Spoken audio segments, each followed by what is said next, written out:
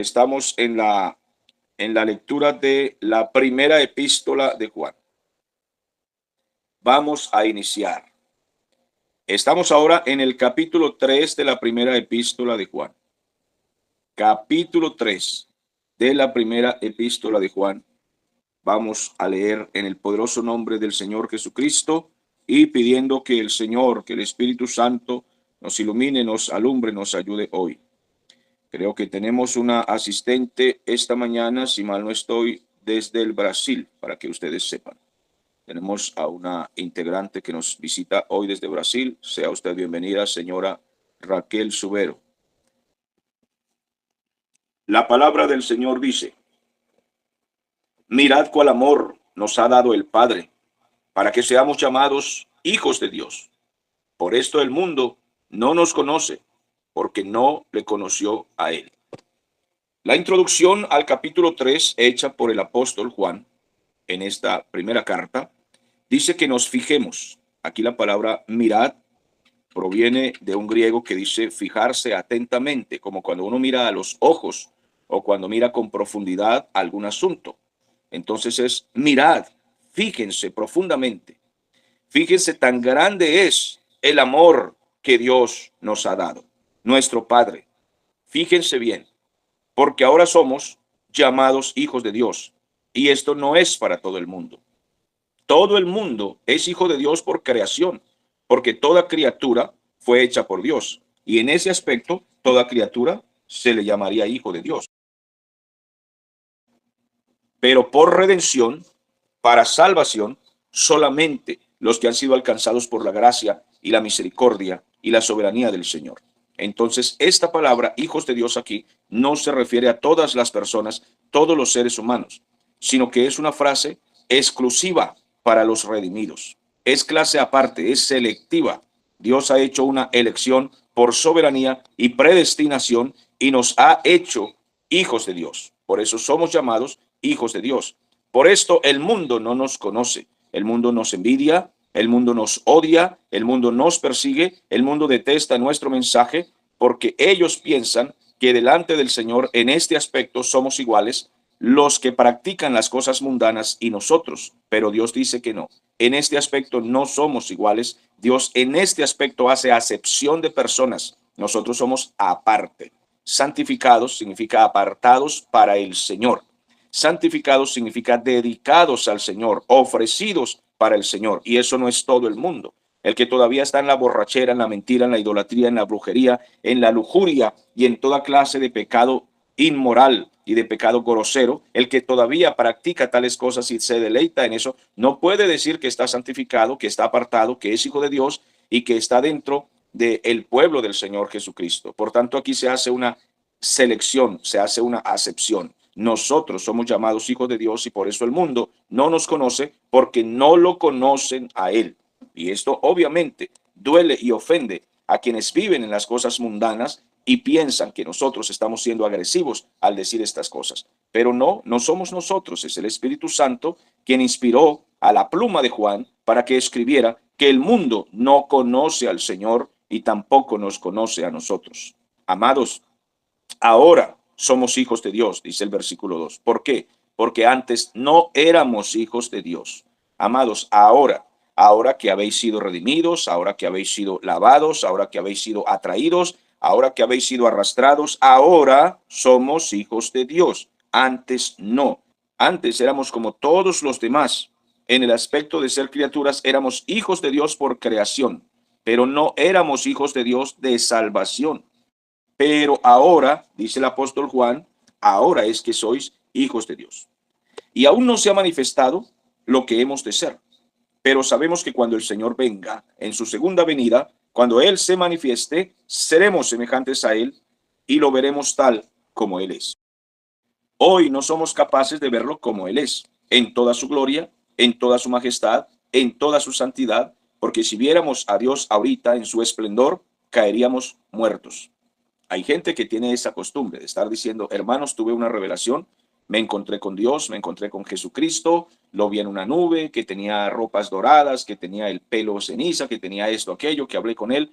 Todo eso es mentira. Pueden decir que se soñaron, eso sí, porque un sueño lo tiene cualquier persona, cualquier cristiano, cualquier ser humano. Un sueño es un sueño. La Biblia fue cerrada y cuando fue cerrada, dice el Señor que volvería. Y ahí es cuando Él se va a manifestar y lo vamos a ver. Todo ojo le verá.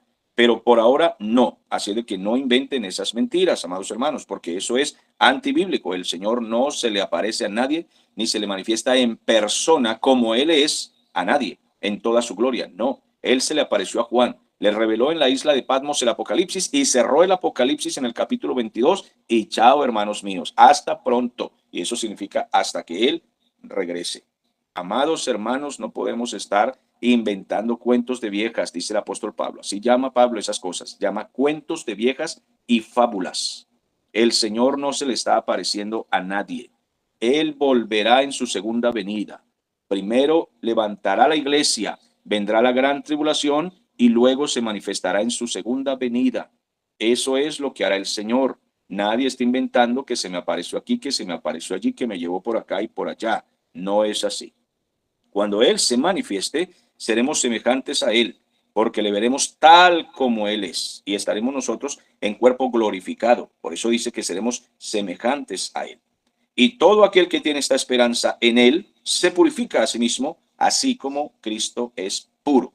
Entonces, todo aquel que tiene la esperanza de verlo, cuando Él se manifieste, es cuando Él se manifieste, entonces se purifica a sí mismo, así como el Señor es puro.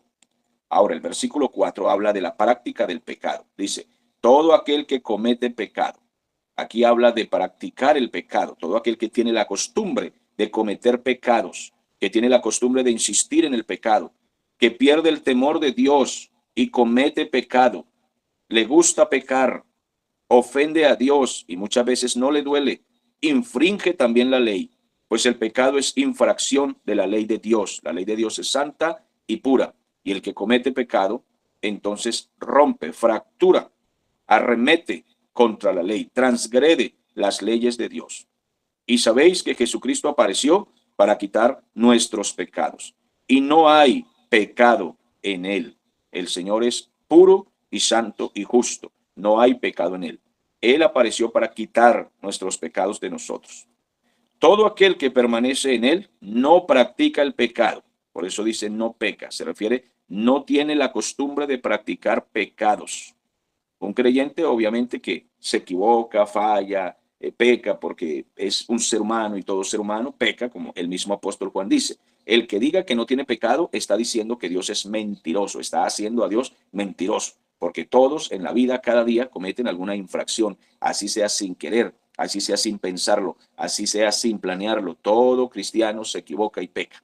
Pero aquí en este pasaje se refiere a aquel que practica el pecado. Todo aquel, dice la palabra del Señor, todo aquel que permanece en él no practica el pecado.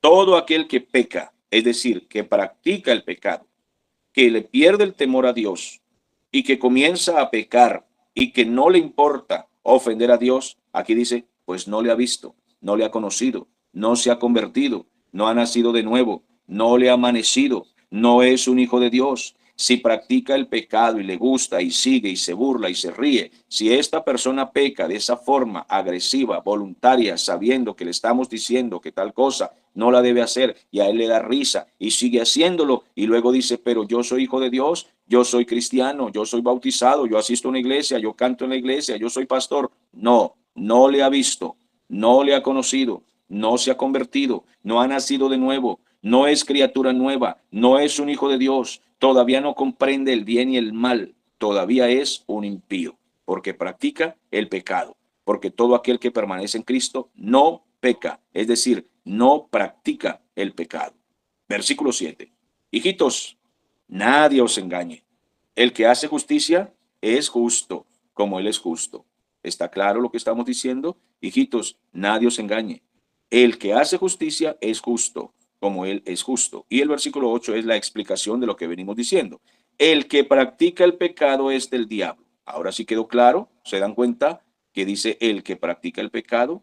Es del diablo, el que le gusta, el que ofende a Dios, el que no hace caso a la exhortación, el que siendo cristiano, bautizado, asiste a la iglesia, pero practica el pecado y no hace caso a la predicación, al mensaje, a la lectura bíblica, ese es del diablo, porque el diablo peca desde el principio. Para esto apareció el Hijo de Dios, para deshacer las obras del diablo. Todo aquel que ha nacido de Dios, todo aquel que es nacido de Dios, no practica el pecado, no se goza en el pecado, no disfruta el pecado, no se rebela contra Dios para practicar el pecado. Todo aquel que es nacido de Dios no practica el pecado. ¿Por qué? Porque la simiente de Dios permanece en él y él no puede practicar el pecado porque es nacido de Dios. Y una persona nacida de nuevo detesta estar metido en alguna situación indebida y ofender a Dios porque ama a Dios. Entonces, el que es nacido de Dios no puede practicar el pecado, no es capaz, no le gusta, se siente mal, se arrepiente, se levanta, pide perdón. ¿Por qué? Porque la simiente de Dios está en él.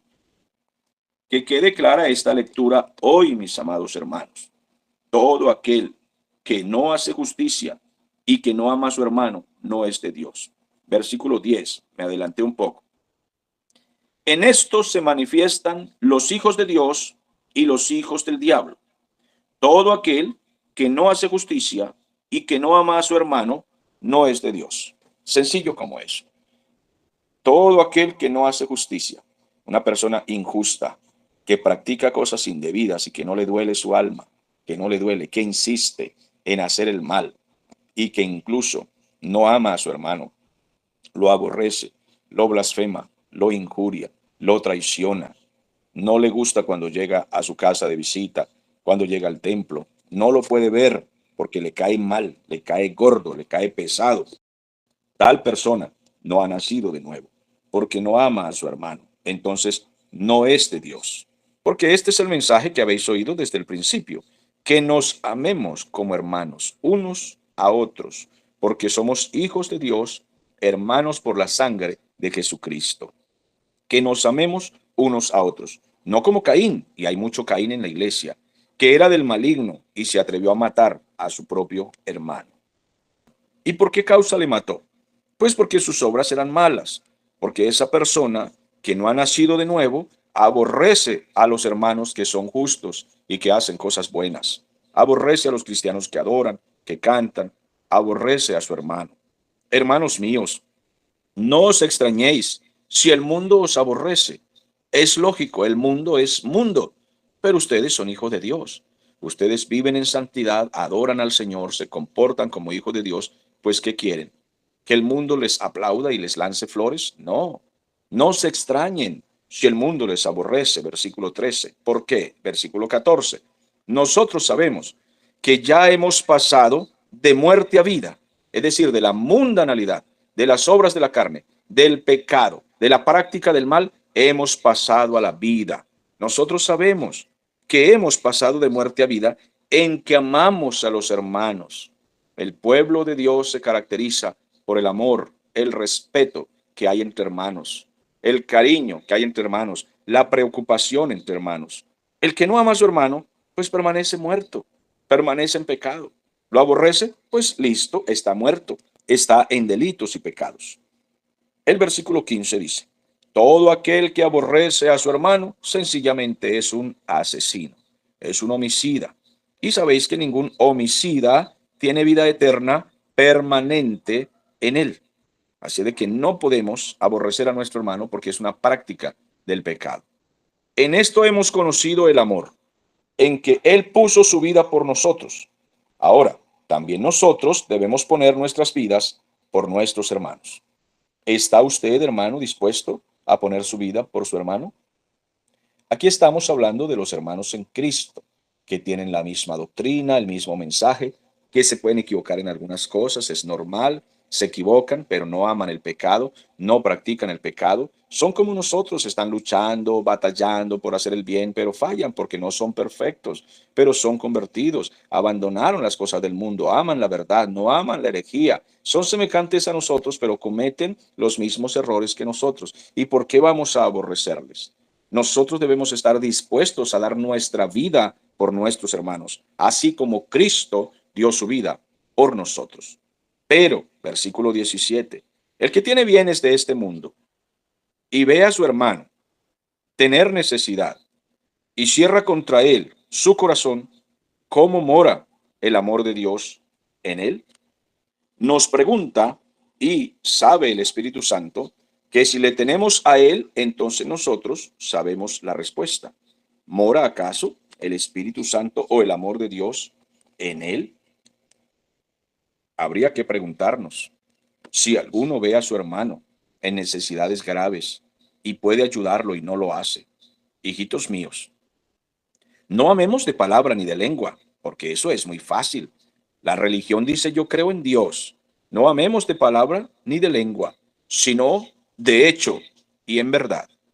Y en esto conocemos que somos de la verdad y aseguraremos nuestros corazones delante de Él.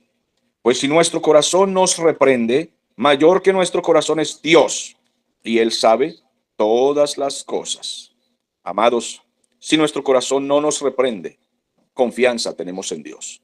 Cuando usted, hermano, a diario en su vida cristiana, allí dentro en su conciencia, dirigido por la voz del Espíritu Santo, el Señor le está diciendo que algo está mal, que esto no lo debe hacer, que no debe caminar por esa vía, que no debe tomar tales decisiones, esperanza tiene porque todavía tiene la conciencia despierta. Amados, si nuestro corazón no nos está reprendiendo por esos males, pues confianza tenemos en Dios. Si no nos está reprendiendo por esos males, confianza significa entonces que estamos caminando rectamente. Pero si nuestra conciencia nos está diciendo, estás mal, estás torcido y no estás haciendo caso, y te estás burlando de Dios, y el Espíritu Santo redarguye dentro de nosotros, y no haces caso, en peligro estás, hermano. Si nuestro corazón nos reprende, mayor que nuestro corazón es Dios, y Él sabe en qué cosas andamos. Los pastores no son policías de nadie para estar vigilando a cada ovejita que se congrega en su congregación, en su iglesia. Los pastores no están hechos para ser policías de nadie. Cada uno tiene que andar rectamente y tiene el Espíritu Santo que le habla allí dentro, en su ser interior, en su corazón. Versículo 22. Y cualquiera cosa que pidiéremos, la recibiremos de Él, porque guardamos sus mandamientos y hacemos las cosas que son agradables delante de Él. Cualquier cosa se refiere a cualquier cosa necesaria, cualquier cosa útil, todo lo que sea útil en su vida, lo que sea necesario, lo que sea para prosperar en la vida primeramente espiritual, primeramente en lo santo, en lo honesto y en lo justo, como dijo el apóstol Pablo a los filipenses, en esto pensad. Cualquier cosa que necesitemos, la pediremos al Señor y como estamos en obediencia, la recibiremos. Y este es su mandamiento, que creamos en el nombre de su Hijo Jesucristo y que nos amemos unos a otros como nos lo ha mandado, porque Dios no puede ser burlado. Todo lo que el hombre siembre, eso también segará. Entonces dice el apóstol Pablo en la carta a los Corintios capítulo 11, por eso hay muchos debilitados, muchos enfermos y muchos ya están muertos porque el Señor los mató por su comportamiento. Entonces, mis amados hermanos, este es el mandamiento, que creamos en el nombre, es decir, en el carácter, en la doctrina, en la palabra y en la persona de Jesucristo, el Hijo de Dios, y que nos amemos unos a otros. El versículo 24 dice, el que guarda sus mandamientos es el que permanece en Dios y Dios permanece en él. Y en esto sabemos que el Señor permanece en nosotros por el Espíritu que Él nos ha dado. En esto sabemos, porque el Espíritu Santo produce en nosotros fruto, y el fruto es amor, gozo, paz, paciencia, benignidad, bondad, misericordia, fe y mansedumbre. Si no produces el fruto, mis amados hermanos, no podemos decir que somos del Señor. Hemos concluido la lectura de la primera carta de la epístola de Juan, la primera carta, en el capítulo 3.